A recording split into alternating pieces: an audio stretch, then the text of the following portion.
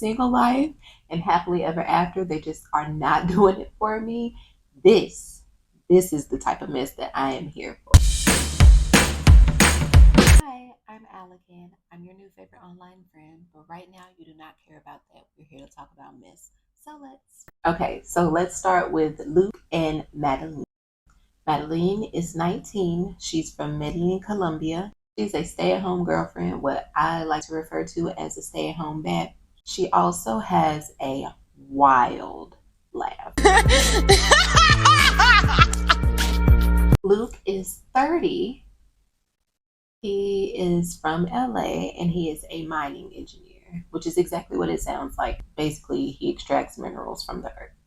His intro little video clip, he was dressed like Macklemore in the thrift shop video. I don't know what that was about. I guess he wanted to make an impression on us, but you being 30 and in a relationship with a 19-year-old is an impression enough, in my opinion, but whatever. Also, if I'm looking down, it's because I'm looking at my notes. When we meet our girl, Madeline, she tells us that her boyfriend has a lot of money and he likes to spoil her. As he should. Pays all of her bills. He bought her a dog. And he paid for her boobs 9 months ago. They've been in a relationship for a year. So, I have a question for everyone. And yes, it is to do with their ages, absolutely. They've been in a relationship for 1 year. She is 19 at this time. You are 30. Please explain to me how you, at your big age, thought that being in a relationship with someone who just graduated from high school was a good idea. I want to know, what do y'all have in common? What do y'all have to talk about? You're not even in the same state. Doesn't matter. Anyway, long story short, I don't trust him or his dangly earrings. He proposed to her 6 months ago. That just icks me out even more because at 30, you proposed to an 18-year-old.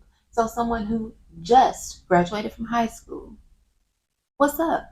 It's nasty. It's gross. I don't like it. The plan was for Luke to move to Colombia so they could be together. However, he's not able to make that move right now because he has no money to do so. Basically, he was fired from his job because he was taking too much time off to go and visit his fiance. If you have to go to work for my apartment, my car, my every other little bill that comes along with my household, my food, my dog, vet, if you have to go to work in order for me to be able to afford these things and sit on my ass every day and exist for a living, what are we doing? You didn't have to take that much time off work where you mess up y'all's income. And then with the income being such a large part of your relationship, why would you ever put that in jeopardy? I say such a large part because who is buying boobs 3 months after they meet them? Who is spending almost $100,000 on a woman in the span of a year? $100,000 USD. Just to make sure we understand. Go to work, boo. See you later. Why couldn't she fly over and visit you? You know what? Whatever. I will never hate on the next bitch for her hustle. She's not doing anything wrong. But you, sir, at your humongous age, why would you put your finances in jeopardy knowing that this is the basis of our relationship? I've gotten her used to this certain type of lifestyle, and now not only do I not have the money for that lifestyle, I don't even have any savings. You have to pull all of your 401k out because you don't have any savings. I'm paying for an apartment down there. I'm paying for her car, food, as well as all my expenses here. What? She might leave you. I would not be surprised at all. Because you've given me 100k in a year. I'm living great. I'm living amazing. And on top of that, it's one thing to make 100k as a salary and you have to go work for it every day. I sit at home and I have made 100k in a year sitting on my butt being pretty. Good for her. You better ask her if she saved some of those funds because it's looking. Mm. Also, it seems like that's a very niche job. You can't go get another job.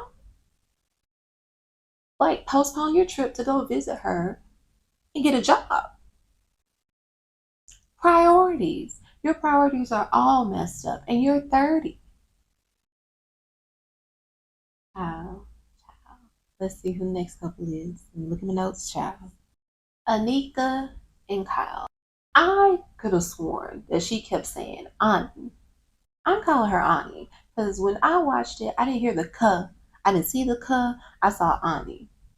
So I'm calling her Ani. Ani is 39. She lives in Malta. She's originally from Germany. She has lived there for 2 years. She moved there during the pandemic and was supposed to stay for 2 or 3 months, but she got a job that was wonderful and she loved the area, so she stayed. Also, Malta looks beautiful. They showed like the cliffs and the architecture. It looks amazing, and I absolutely must go. She is also the single mother of a 6-year-old. There's nothing wrong with single mothers dating. Duh. But you have to be so careful about who you bring into your child's life. And the person that she is considering bringing into her child's life is a walking red flag. I'm getting ahead of myself. Hold on. Kyle is 32. He's from LA, but he is a digital nomad. He works remotely so he can work from everywhere. His favorite things to do while traveling include shopping for souvenirs, buying the local cuisine, and getting women pregnant. at 22, he helped a lesbian couple conceive a child, and that put into his spirit that he just needed to help more women to be able to get pregnant. Through word of mouth and social media, that is how he finds women who need his donations. And so he donates 3 to 5 times a month. The average sperm count was around, I think, 44 million per milliliter. My sperm count is 242 million per milliliter. He gets no money in exchange for his donations. He covers all of his own travel costs and every other cost. The payment that he receives is the smile on women's faces when they are able to have a baby. Okay? He and Ani initially met because she wants another child. She feels like her biological clock is ticking. She's 39. She found him and their relationship developed from there. Okay. I do artificial insemination, but I also have the natural way. What in the fresh hell is this, really?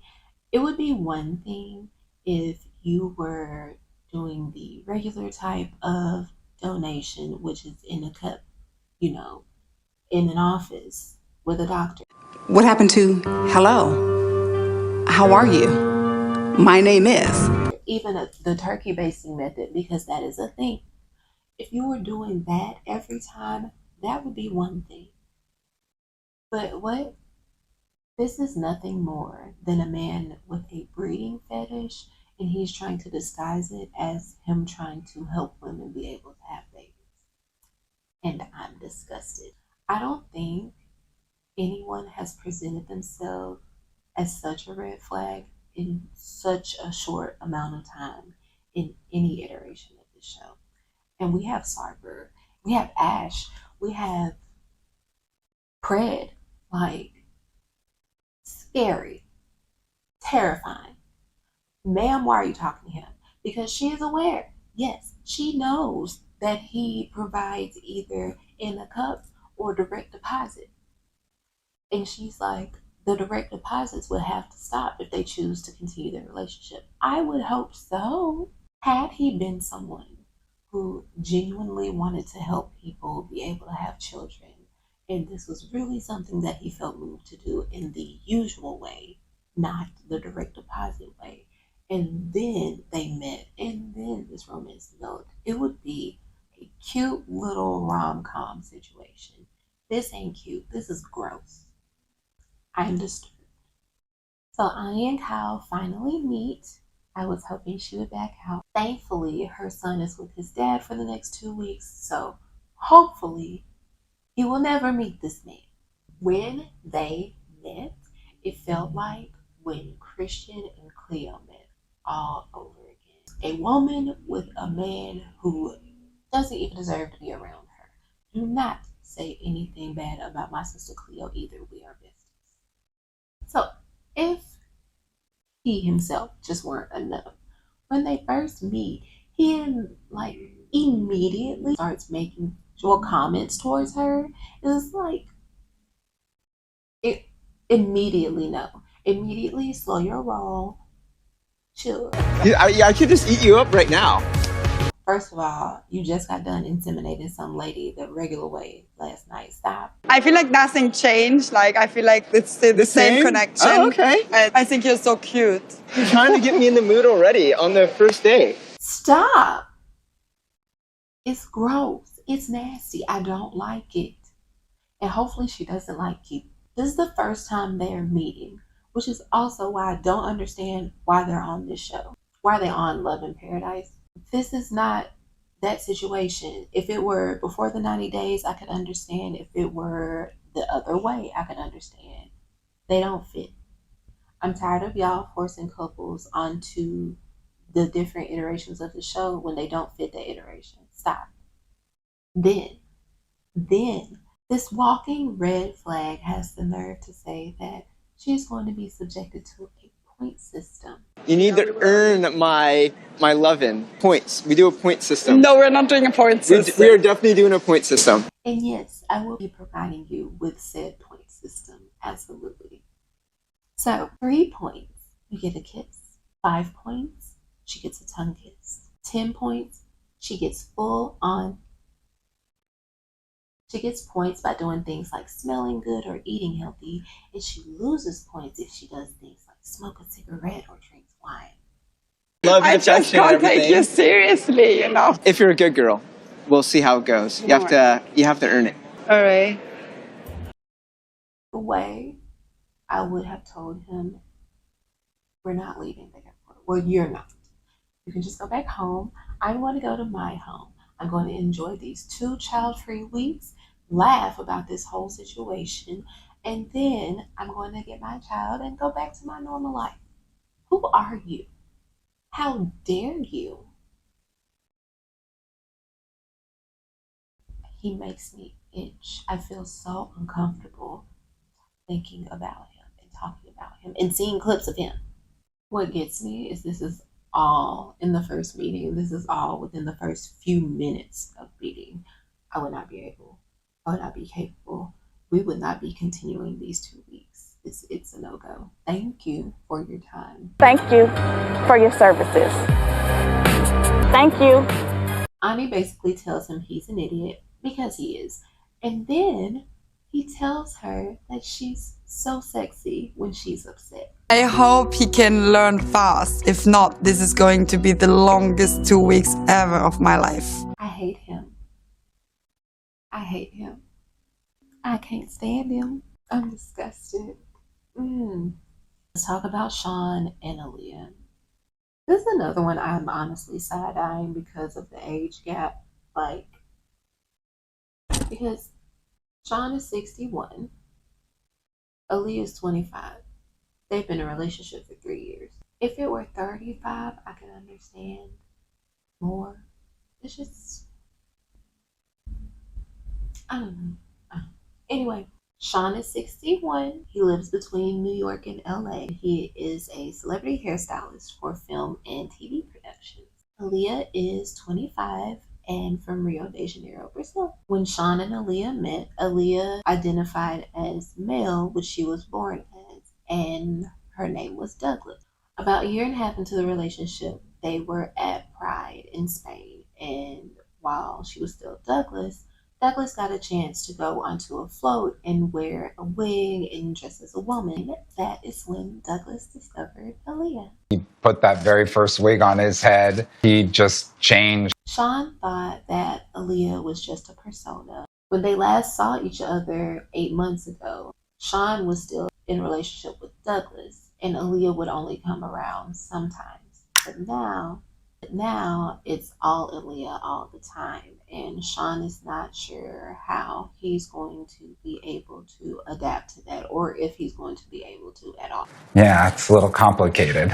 Shawn is torn because he was initially attracted to Douglas. He was attracted to Douglas's physique and his look. There's some weird mourning for me. I'm just not quite ready to give up Douglas. Aliyah said she was born male, but that did not fit the way that she felt inside. When she was about 5 years old, her parents divorced and she went to live with her very conservative grandparents. Whenever she was a teenager, she started to learn more about gender and sexuality and things of that nature, and, learning more about how she identified. But being that her family was so conservative, she didn't feel like she could fully express herself. And if she did express herself, then her family would think that she's doing something wrong.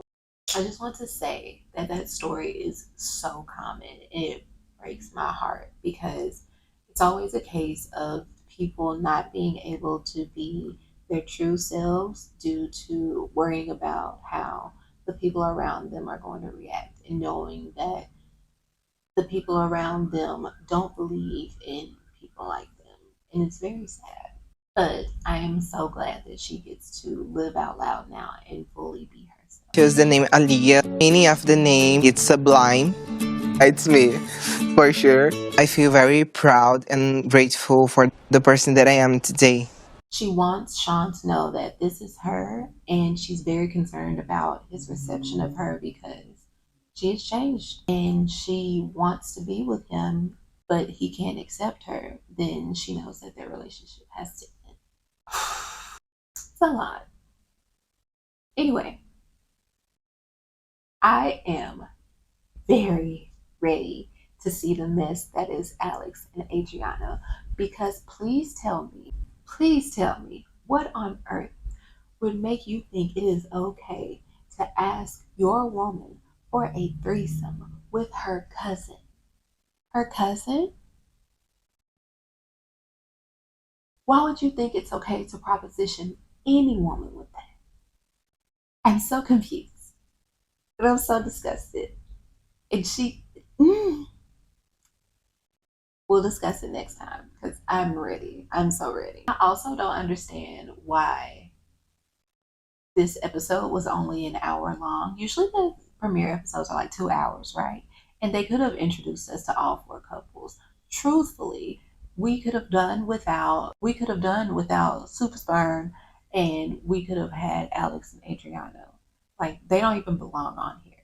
But y'all always have that filler couple, so whatever. This is already so much better than the last season of Single Life.